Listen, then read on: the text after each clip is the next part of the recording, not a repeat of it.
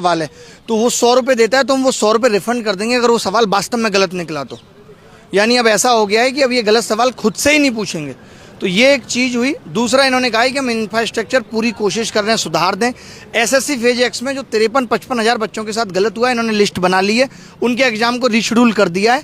और अब अगर कोई बच्चा इसमें एक अच्छी चीज जो है वो मतलब वन ऑफ द फाइनेस्ट चीज जो बोली ना जितेंद्र सिंह जी ने, वो मतलब मैं पहली बार हैरान हूँ, इतना अच्छे से उन्होंने समझा। हमने ये कहा कि 5 लाख बच्चे अपीयर हुए सिलेक्शन फेज के एग्जाम में, जो चेयरमैन साहब ने कहा कि हाँ 5 लाख के आसपास बच्चे अपीयर हुए। मैंने कहा आपने खुद ने अपनी बाइट में ये बोला कि 53,000 बच्चे अफेक्टेड है।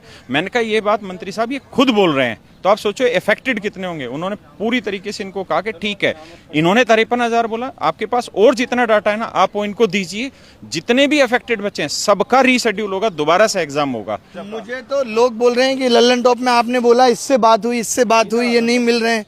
तो ये सब चीज़ें आपने तो हमारे नाम ही ले दी है। तो लल्लन टॉप का भी बड़ा योगदान है, हमारी आवाज़ को वहाँ तक पहुँचाने में बहुत सहयोग है लल्लन टॉप का। तो लल्लन टॉप का काम ही है। रेलवे वाली मुहिम में मैंने ही बोल दिया था लल्लन टॉप की जगह चट्टन टॉप, लेकिन मैं अपने शब्द वापस ही लेता हूँ क्योंकि अब इन्होंने खुल के काम किया है और मजेदार बात है।